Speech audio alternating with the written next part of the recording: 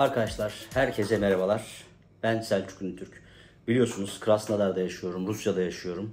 Ve bugün sizlere Rusya seyahati yapmayı planlıyorsanız bununla ilgili bilmeniz gereken en önemli 10 altın kuralı anlatmaya çalışacağım. Hazırsanız başlayalım. Evet arkadaşlar, birinci kuralımız, yani birinci konumuz işin aslı. Rusya vize istiyor mu? Rusya vize istiyor.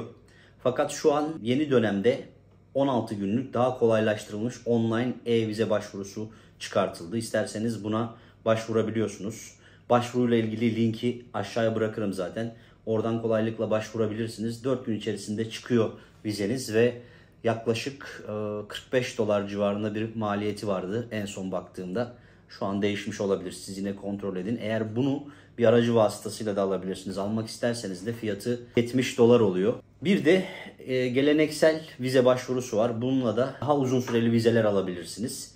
Söylemiş olduğum gibi online e-vize 16 günlük bir vize. Fakat eğer daha uzun kalmanız gerekiyorsa ya da daha uzun bir seyahat düşünüyorsanız dolayısıyla uzun bir vize almanız gerekiyor. Bu da işte ikinci geleneksel olarak vize tipine başvurmanız gerekiyor. Haliyle bu vizede de 1 aylık, 3 aylık, 6 aylık, 1 yıllık gibi vize tipleri var.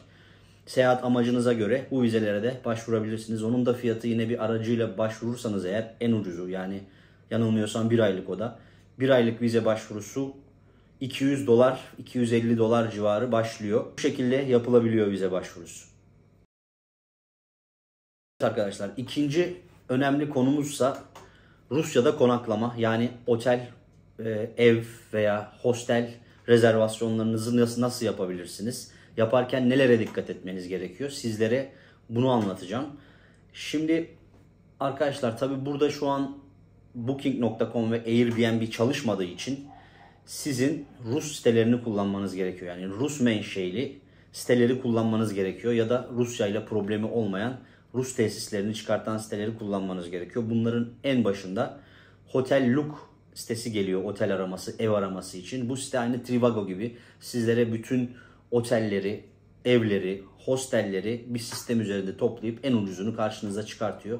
Bu şekilde istediğiniz rezervasyonu yapabiliyorsunuz. Şu an Rusya'nın da yani köylerinde bile rezervasyon yapmak isterseniz bu siteyi rahatlıkla kullanabilirsiniz. Ve onunla birlikte Ostrovok var. Yine Ostrovok sadece otel menşeli bir site. Yani otel araması yapan bir site. Buradan da istediğiniz şekilde Rusya'nın her yerinde rezervasyonlarınızı gerçekleştirebilirsiniz.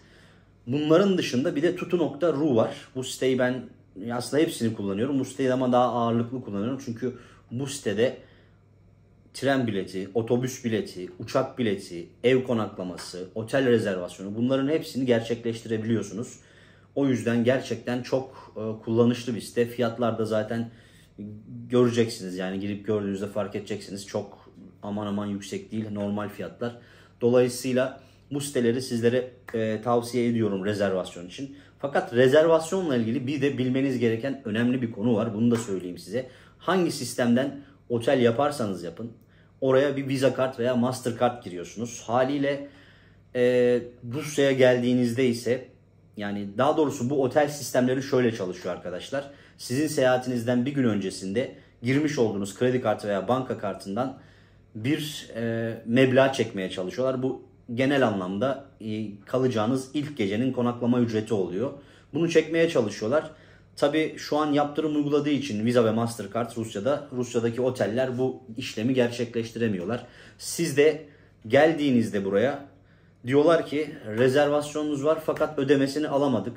Siz sadece tabii otel ödemesini nasılsa yaptım diye yanınıza yeterli kadar para almazsanız geldiğinizde arkadaşlar burada tekrardan bu parayı nakit olarak ödemeniz gerekir. Böyle bir durumda da tabii ne olur? Mesela örnek olarak 500 dolar bir bütçeyle geldiniz buraya. Otelde ödendi diye önemsemediniz. Geldiniz buraya, bu durumla karşılaştınız. 500 dolar da otel ödemeniz var. Cebinizde hiç paranız kalmaz. Tekrar Türkiye'den para göndertmeniz gerekir falan. Bu yüzden buraya gelirken otel ödemenizi arkadaşlar nakit olarak yanınızda bulundurun. Yani otelle ilgili genel anlamda söylenmesi gerekenler bunlar. Bunları göz önünde bulundurursanız Rusya'da otel konaklaması ile ilgili herhangi bir problem yaşamazsınız diye düşünüyorum. Üçüncü kuralımız Rusya'ya girişte dikkat etmeniz gerekenler. Yani Şimdi otel vizenizi aldınız. Otel uçak rezervasyonunuzu yaptınız. Artık Rusya'ya gitmek için her şey hazır. Ve tabii girişte bilmeniz gereken bazı önemli detaylar var. Bunların birincisi arkadaşlar, sizleri geldiğinizde kuyruğun en sonuna, yani pasaport kuyruğunun en sonuna gönderebilirler. Ya tabii bu bütün yabancılara yapıyorlar. Sadece Türklere de özel bir şey değil. Bir sorgulama yapabilirler. Ve burada tabii basit sorular soruyorlar. Niye geldiniz? Nerede kalacaksınız? Ne zaman döneceksiniz gibi. Bunları sorup içeri alıyorlar. Eğer böyle bir şeyle karşılaşırsanız hiçbir şekilde stres olmayın. Panik olmayın. Sabırlı olun. Ters cevaplar vermeyin. Dolayısıyla rahatlıkla içeriye girebilirsiniz bundan sonra. Tabii bu her zaman olacak diye de bir şey yok. Çoğu zaman olabiliyor. Olmadığı zamanlarda olur. Ya da araçla gelirseniz, örneğin Vladikavkaz tarafından geldiğinizde, oradan geçişte biraz daha bu konu. Ama yine de bir ufak sorgu yapıyorlar ve yine giriyorsunuz. Sonuçta girilebiliyor ama bir şey olabilir. Her sınırda olabileceği gibi. Bu sadece aslında Rusya'da özgü bir şey değil. Her ülkede karşılaşılabilecek bir durum. Buna hazırlıklı olarak gelirseniz de yine sizin için daha iyi olur. Hazırlık olarak da tabii şunları yaparsanız sizin için tabii ki yine çok daha iyi olacaktır.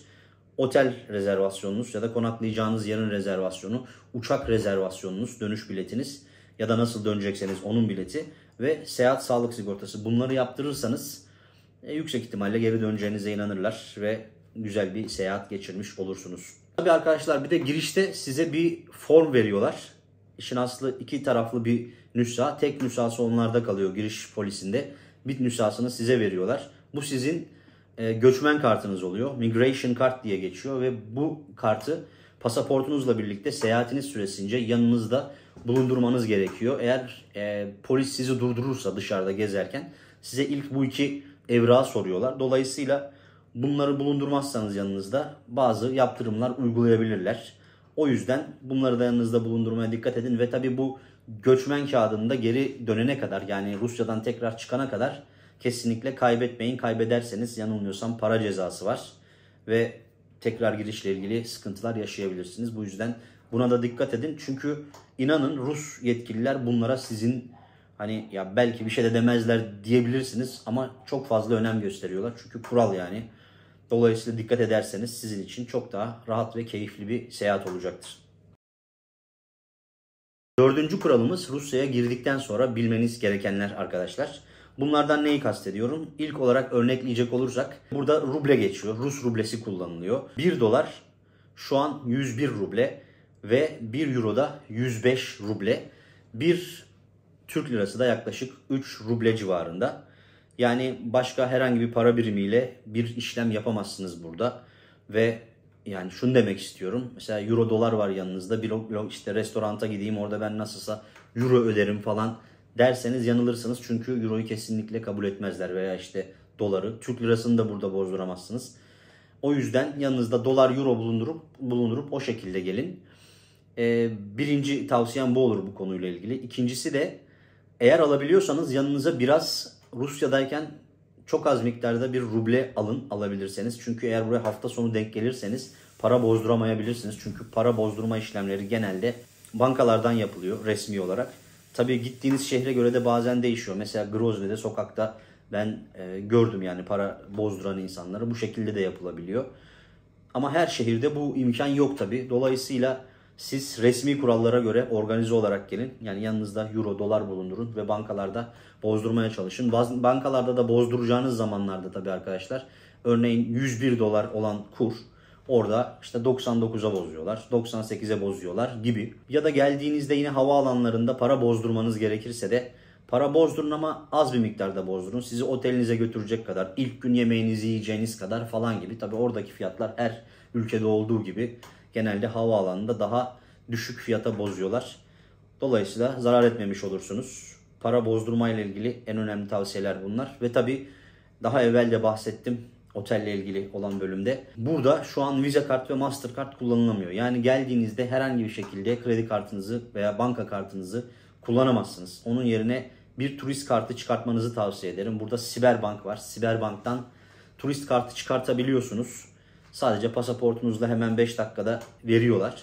Bu kartla paranızı tabii yine buraya nakit para yatırmanız gerekiyor. Paranızı buraya yatırıp tüm harcamalarınızı bu kart üzerinden gerçekleştirebilirsiniz. Niye böyle bir şey yapalım derseniz de iki avantajı var. Birincisi, üzerinizde nakit para taşımamış olursunuz. İkincisi de Rusya içinde seyahat edecekseniz, başka bir şehre gidecekseniz ya da örneğin Moskova'ya gittiniz, orada toplu taşımayı kullanacaksınız haliyle. Eğer bunları kullanacaksanız yine Rus kartınızla hemen otobüste, işte metroda çok kolaylıkla seyahat edebilirsiniz. Bu sebeple de kullanım açısından çok iyi oluyor. Bunu çıkartmanızı tavsiye ediyorum. Beşinci konu olarak da arkadaşlar, ben Rusya'da havaalanı transferi, toplu taşıma ve bununla ilgili bilgileri seçtim. O yüzden sizlere şimdi ilk olarak havalimanı transferi, bunu nasıl gerçekleştirirsiniz, bunları anlatmak istiyorum. Şimdi tabii havalimanı transferini isterseniz önceden kendiniz web siteleri üzerinden online olarak rezervasyon yapabilirsiniz, rezerve edebilirsiniz. Ya da geldiğinizde hemen havaalanlarının önünde bekleyen taksiler var, bunlardan seçebilirsiniz. Tabi bu taksiler birazcık daha yüksek fiyat çekiyorlar. Örneğin Moskova Havaalanı için bizzat ben kendim yaşadığım için anlatayım size. Yani sistemlerden, Yandex Taksi'den 2000 rubleye gidebileceğimiz bir yolu 4000 rubleye gittik. Dolayısıyla 2 katı daha fazla fiyat ödüyorsunuz. Yani diğer bir seçenek de tabi Yandex Taksi uygulaması. Yandex Taksi uygulamasıyla zaten her yerde kullanıyorum ve tavsiye ediyorum. Havalimanı transferlerinde de kullanabilirsiniz. Ve çok daha uygun fiyata, daha rahat bir şekilde seyahat edebilirsiniz. Ya da en başta bahsetmiş olduğum gibi havalimanı transferlerinizi havalimanı transferi yapan özel şirketler var. Bunların bir kısmını linklerde paylaşırım. Oradan bakabilirsiniz. Direkt havalimanı transferlerinizi organize edip geldiğinizde sizi tabelayla karşılarlar ve alır götürürler, bu şekilde yapabilirsiniz. Onun dışında tabii ki büyük şehirler başta olmak üzere Rusya'nın genel olarak bütün hepsinde aslında bir tren, metro veya işte otobüs, yani toplu taşıma araçlarının kolayca bulunabileceği bir havalimanı transferi sistemi var. Özellikle St. Petersburg ve Moskova'ya giderseniz bunu zaten gözlemleyeceksiniz. Ya da büyük şehirlerde yine böyle, ama mesela burası Krasnodar. Krasnodar'a geldiğinizde bir metro sistemi yok. Dolayısıyla otobüs kullanmanız ya da taksi kullanmanız gerekiyor. Bu şekilde yapabiliyorsunuz. Yani bu şekilde havalimanı transferinizi gerçekleştirebilirsiniz. Şehre gittiğinizde ise arkadaşlar yine metro, troleybüs, işte otobüs, daha birçok seçenek var. Bunlar da büyük şehirler için şu an 75 ruble, daha orta ölçekli şehirler için 55 ruble ve daha böyle küçük şehir diyebileceğimiz şehirler için ise 35 ve 25 ruble arasında tek yön olarak toplu taşımaya binebilirsiniz. Tabii bu her şehir için, özellikle büyük şehirler için yararlanabileceğiniz turist kartları var. Bunların içerisinde yine toplu metro kartları var. Yani 3 günlük metro kartı alıp daha ucuza seyahat edebilirsiniz gibi. Bunlarla ilgili anlatılacak temel şeyler bunlar. 6. konuya geldiğimizde ise arkadaşlar, size Rusya'da cep telefonu nasıl kullanılır bunu anlatacağım. Yani cep telefonu kullanılması aslında tabii bu sadece Rusya için, ben Rusya özelinde anlatacağım ama siz bunu bütün yurt dışına gittiğiniz yerlerde de aslında kullanabilirsiniz. İlk olarak arkadaşlar, yurt dışına çıktığınızda bence kesinlikle kendi Türkiye'de kullanmış olduğunuz hattınızı kullanmayın. Pek tabii ki eğer kullanmak istiyorsanız kullanabilirsiniz. Ancak bu size dönüşte çok fazla maliyetli olabilir. Dolayısıyla ben şahsen kullanmıyorum. Size de tavsiye etmiyorum. Geldiğinizde sim kart alabilirsiniz. Bunları da havalimanlarından hemen alabiliyorsunuz. Tabii yanınızda rubleniz olması gerekir. Bunu unutmayın. Diğer bir seçenekte Türkiye'den kullanmış olduğunuz cep telefonu firmasının yurt dışı paketlerinden bir tane alabilirsiniz. Bu biraz daha pahalıya mal olabilir. Bu şekilde çözebilirsiniz bu işi. Ya da yine Türkiye'deyken aşağıda linkini yine paylaşabilirim. Elektronik sim alabilirsiniz. E-sim yani. Bu şekilde hazır internet paketleri var. Bunları gelip burada hemen telefonunuza Türkiye'de yüklüyorsunuz. Geldiğinizde Rusya'da hemen çalışıyor. İnternetiniz oluyor. Gerçekten çok kullanışlı. Özellikle çok seyahat eden insanlar için gerçekten de çok iyi bir web sitesi. Sitenin ismi de Airalo. Buradan isterseniz bakabilirsiniz yani paketlere. İsterseniz bu şekilde de alabilirsiniz. Eğer bunların hiçbirisini tercih etmezseniz tabii size geldiğinizde burada sim kartını almanız için şu tavsiyeyi vermek isterim. İşin aslı ben MTS kullanıyorum. Yani MTC diye yazılıyor. Bu firmayı seçebilirsiniz. Bu firmanın 1 aylık sınırsız, limitsiz internet paketi var. Bunu kullanıyorum ben burada. İçerisinde konuşma da var. Aslında benim çok ihtiyacım da olmuyor. Çünkü artık bütün konuşmaları da internet üzerinden yapıyoruz biliyorsunuz. Ve bu kartı 750 rubleye satın alabilirsiniz. Tabii ben en son satın aldığımda bir sene önceydi. Şu an artmış da olabilir. En fazla 1000 ruble olmuş olabilir. 1000 rubleye satın alabilirsiniz. Bu da yaklaşık 10 dolar yapıyor. Ve içerisine de 8 dolarlık yani 800 rublelik bir ödeme yapıyorsunuz. Ve size 1 aylık sınırsız internet veriyorlar. Bunda herhalde çoğu insan için seyahat süresince yeterli olacaktır.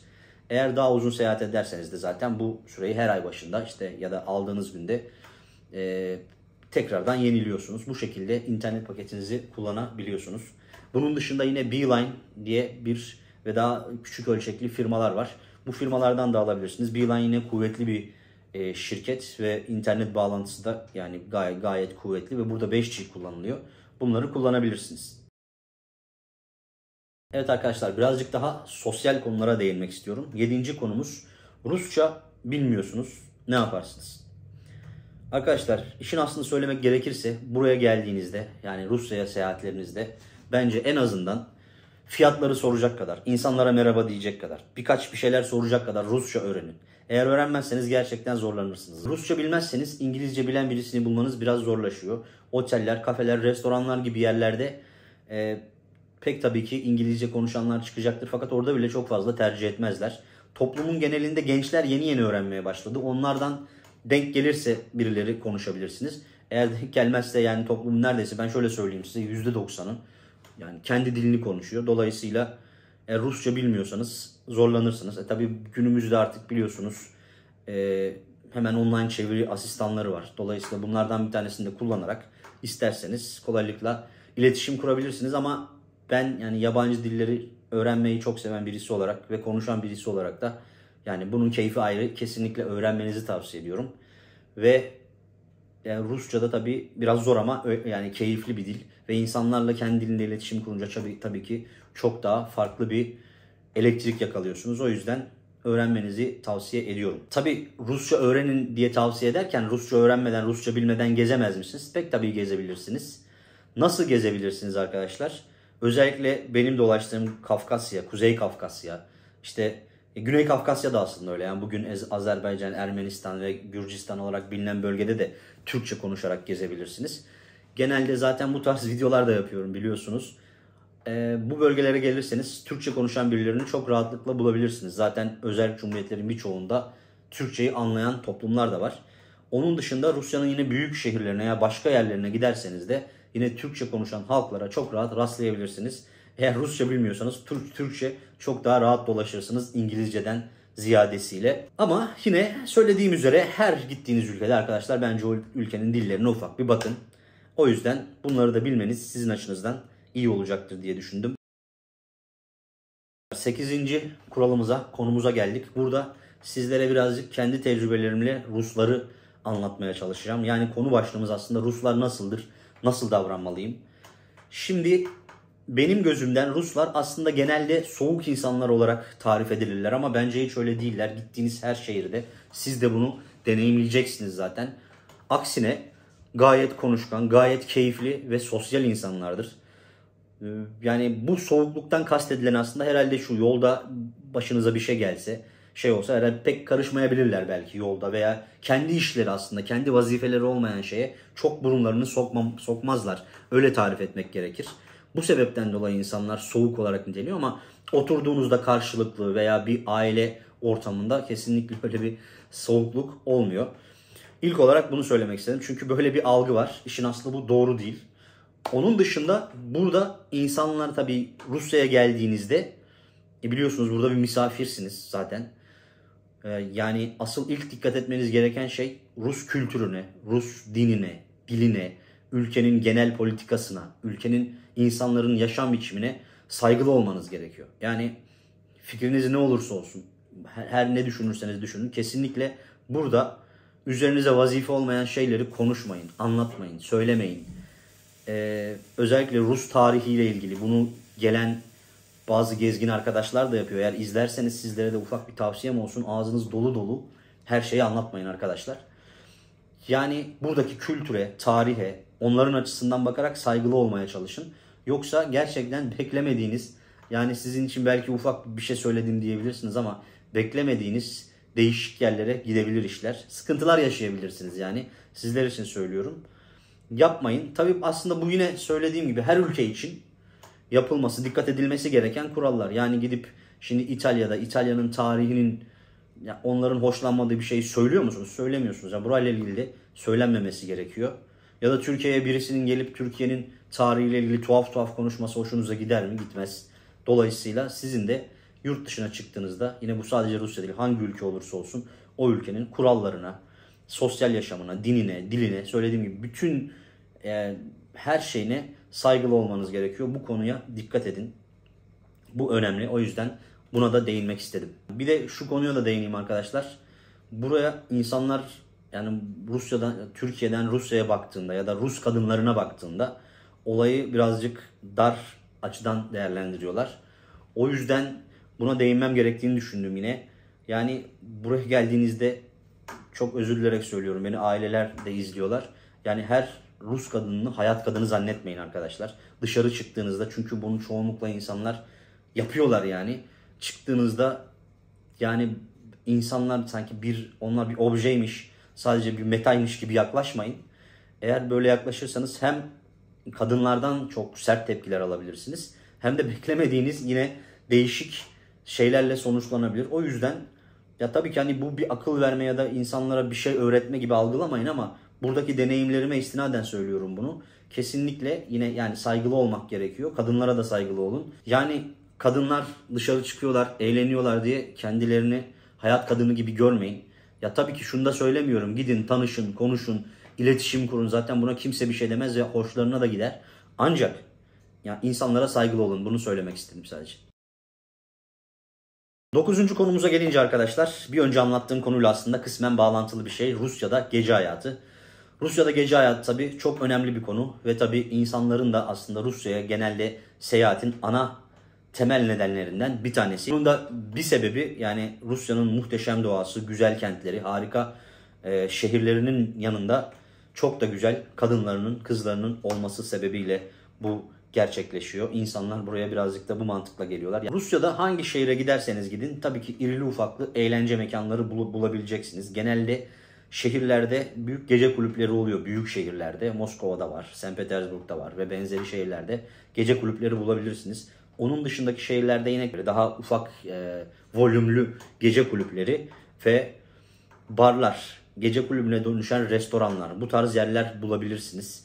Ve tabii ki Men's Club adında striptiz kulüpler de bulabilirsiniz. Bu tarz yerler genelde bütün şehirlerde olabiliyor.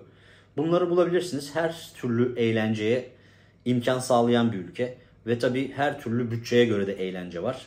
Burada asıl söylemem gereken şey, gece hayatı, normal eğlence için dışarı çıkıyorsanız 30 dolarla 50 dolar arasında bir bütçe ayırmanız gerektiğini düşünüyorum. Eğer bir gece kulübüne gireceksiniz, işte orada bir şeyler içeceksiniz, insanlarla tanışacaksınız diyelim. Bu şekilde bir bütçe ayırmanızı tavsiye ediyorum. Onun dışında yine gece hayatında tabii ki dikkatli olun. Alkol kullanımına dikkat edin. Çok fazla alkol almayın. Yani eğer tekseniz tabii ki. Burada hani, çünkü alkol almayın derken tabii ki alıp sapıtmayın yani. Eğer öyle bir şey olursa yine sıkıntı yaşayabilirsiniz. Nasıl söyleyeyim? İnsanlarla kavga etmemeye çalışın. Ya yüksek ihtimalle burada hani yine siz haklı olsanız bile şey olabilir. Sıkıntı yaşayabilirsiniz. Kavga etmemeye çalışın. Genelde çok kavga olacak bir ortam olduğunu düşünmüyorum. Çok güvenli şehirler. Bunu da söyleyeyim hazır bu konuya değinmişken. Mekanlar da, şehirler de aslında güvenli yerler. Fakat yani her şey olabilir hayatta, biliyorsunuz. Eğer böyle bir durum olursa da inanın oradan uzaklaşmaya çalışın. Böyle bir şey hissettiğinizde de oradan bir an önce çıkın. O yüzden bu tarz şeylere girmemeye çalışın. Zaten her yerde yasak. Bunu da yani ben yasak olduğunu belirtmek için söylüyorum. Uyuşturucu falan gibi şeylere kesinlikle buralarda girmeyin. Çok büyük cezaları var. Ve hiçbir yerde girmeyin tabii. Öyle de bir gerçek var. Ama böyle alışkanlıklarınız varsa kesinlikle Rusya'da yapmayın yani. Gerçekten de büyük cezaları var. Hapis cezasına kadar gidecek şeylerle uğraşabilirsiniz. O yüzden hiç öyle şeyler yapmayın diye ben tavsiye ediyorum. Gece hayatıyla ilgili tabii asıl söylemem gereken en önemli şeylerden bir tanesi de şu sevgili arkadaşlar.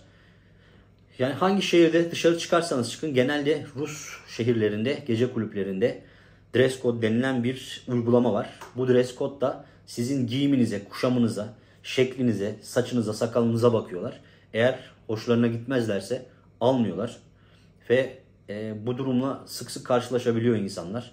Tabii turistleri genelde daha yumuşak politikayla alıyorlar içeriye ama mesela Ruslara veya hatta şaşırırsınız bazen güzel kızları bile içeri almayıp sizi aldıkları olabiliyor. Böyle durumlar oluyor, o yüzden siz hazırlıklı olun. Bu şekilde yani zaten herkes yurt dışına çıktığında yani normal yaşarken de iyi giyiniyordur. Tabii ki kendine dikkat ediyordur ama demek istediğim şu, yani gece kulübü kurallarına göre giyinin. Eğer işte hoşlarına gitmeyen bir giyim tarzındaysanız sizi almazlar. Örneğin ya dışarı çıkarken pantolon giyin, yani daha rahat böyle şort işte falan bir yazlık gece kulübüne gidiyormuş gibi giderseniz yüksek ihtimal alınmazsınız. Bunu söylemeye çalışıyorum. Veya işte sakalınız ne bileyim çok değişik bir şekildeyse alınmayabilirsiniz gibi. Bunlara dikkat edin. Arkadaşlar 10. ve sonuncu konumuza geldik. Bu da Rusya seyahati size bir haftada kaça patlar? Yani tabi bu aslında bütün bu konunun en önemli bölümü diyebiliriz. Çünkü Rusya seyahati yapmayı düşünüyorsanız tabii ki de maliyetler çok önemli. Bunun en önemli maliyetini de uçak bileti oluşturuyor. Fakat uçak biletiyle ilgili de size yine aşağıda bir link paylaşacağım. aviasales.com, bu da Rusya menşeili bir firma. Eğer özellikle Rusya'ya yolculuk ediyorsanız her yere bilet bulabilirsiniz. Çünkü yine birçok büyük firma Rusya'ya yaptırım uyguladığı için o firmalardan, örneğin Skyscanner gibi firmalardan uçak biletleri, Rusya'ya uçak bileti bulamazsınız. O yüzden bu siteyi kullanmanızı tavsiye ederim. Ve tabi bu site sadece özelliği yani Rus firması olması değil, aynı zamanda gerçekten de çok uygun fiyatlı biletler çıkartıyor veya biletlerinizi takibe alabiliyorsunuz. Fiyatı düştüğünde size mail atıyor, mesaj atıyor gibi sistemleri var. Bunları kullanabilirsiniz. O yüzden ilk olarak tavsiyem bu olacak, bu site. Ülkemizden Rusya'ya nasıl gelirsiniz? Bunu anlatmak gerekir. Türkiye'den Rusya'ya nasıl gelirsiniz? Buna da değinmek istiyorum. Tabii İstanbul'dan, Ankara'dan, İzmir'den, Moskova'ya, St. Petersburg'a, Kazan'a, Grozny'ye, Mahaçkala'ya, daha birçok büyük şehirlere direkt uçuşlar var. Bunları kullanabilirsiniz. Bu şekilde gelebiliyorsunuz. Yine Türkiye'den Mineral Nivodu, eğer Kafkasya'ya gelmek istiyorsanız Mineral Nivodu ve Soçi'ye direkt uçabiliyorsunuz. Bunlarla uçabilirsiniz. Uçak biletleri genel anlamda 150 dolarla 350 dolar arasında değişiyor. Gideceğiniz şehre, zamana, gitmek istediğiniz tarihe göre değişik olarak. Bu şekilde uçak biletlerinizi satın alabilirsiniz. Otel konaklamasını zaten ayrı bir bölüm olarak söyledim. Fakat otel konaklaması ilgili de bu bölümde şunu söyleyeyim size. Fiyatlar, yani hostellerden başlarsak eğer 10 dolardan başlayıp yani binlerce dolara kadar çıkan tesisler var. Her bütçeye uygun, istediğiniz şekilde hostelden otele kadar, eve kadar her şeyi Rusya'da gittiğiniz her şehirde bulabilirsiniz. Şimdi burada isimlerini tekrardan saymayayım ama bunların hepsiyle ilgili linkleri zaten videoların altına koyuyorum. İsterseniz inceleyebilirsiniz bu linkleri ve satın da alabilirsiniz. Fakat fiyatlara dönecek olursak, fiyatlar ortalama olarak bahsedeyim size. Örneğin Moskova'da yani 30 dolardan 80-100 dolara kadar da otel bulabilirsiniz. 10 dolardan 30 dolara kadar hostel de bulabilirsiniz. Bütçenize uygun olarak bunları seçebilirsiniz. St. Petersburg, Kazan ve işte daha yine Yekaterinburg gibi daha büyük işte bu tarz şehirlerde yine fiyatlar benzer şekildedir. Krasnodar'da da aslında benzer diyebiliriz. Krasnodar, Soçi yine büyük sayılabilecek şehirlerden. Yani konaklamalarınızı bu şekilde yapabilirsiniz. Bu şekilde tutabilirsiniz. Vize fiyatlarını da zaten size yine anlatmıştım. Onlar için de ödemeniz gereken tutarlar 70 dolarla 200-250 dolarlar arasında değişiyor. Burada harcayacağınız rakamlar da günlük 50 dolar üzerinden konuşursak eğer bir haftalık seyahat için hepsini topladığımızda aslında 1050 dolar gibi bir tutar yapıyor. Yani 1000 dolara buraya gelip gidebilirsiniz. Vize, otel, konaklamanız içerisinde olmak şekliyle. Bir haftalık bir tatil için aslında bu da artık çok da büyük bir meblağ diyemeyiz. Evet arkadaşlar, saymam gereken 10 kuralı saydım. Videomuzun sonuna yaklaşıyoruz. Hem de konularımızın sonuna gelmişken size şunu anlatayım. Tabi Rusya'dan çıkarken daha önce anlatmış olduğum gibi bu immigration kartınızı kesinlikle yanınızda bulundurun. Bu önemli konu. Bunu soracaklar, bunu isteyecekler sizden. Bunu gösteriyorsunuz, çıkıyorsunuz, uçağınıza biniyorsunuz ve Türkiye'ye dönüyorsunuz. Evet, Rusya seyahatinizi bu şekilde bitirebilirsiniz. Arkadaşlar umarım bu videoda hoşunuza gitmiştir. Bugün böyle bir video çekmek istedim. Çünkü işin aslını söylemek gerekirse arkadaşlar yakında güzel seyahatler planlıyorum. Rusya'nın başka yerlerine gitmeyi planlıyorum. Bunlarla ilgili hazırlıklarımı yapıyorum ve şu an sizin için Bu haftayı da böyle geçirmek açısından bu şekilde bir video yapmak istedim. Rusya seyahatinizi nasıl organize edersiniz? Rusya'ya geldiğinizde nelere dikkat etmeniz gerekiyor? Bunları bir Rusya seyahat rehberi, Rusya gezi rehberi tadında sizlere anlatmaya çalıştım. İnşallah faydalı olmuştur sizlere. Ve tabii ki arkadaşlar biliyorsunuz yani YouTube'da sizin destekleriniz, sizin beğenileriniz, yorumlarınız ve abonelikleriniz çok önemli. Ve o yüzden sizden her zaman olduğu gibi desteğinizi rica edeceğim. Lütfen bu videoyu da beğenmeyi, yorum yapmayı ve tabii ki eğer Rusya seyahati düşünen arkadaşlarınız varsa onlarla paylaşmayı unutmayın. Ve abone değilseniz de tabii ki her zaman gibi lütfen abone olun. Arkadaşlar inşallah çok daha iyi seyahatlerde tekrar görüşmek üzere. Tekrar görüşünceye dek kendinize iyi bakın. Hoşça kalın, mutlu kalın.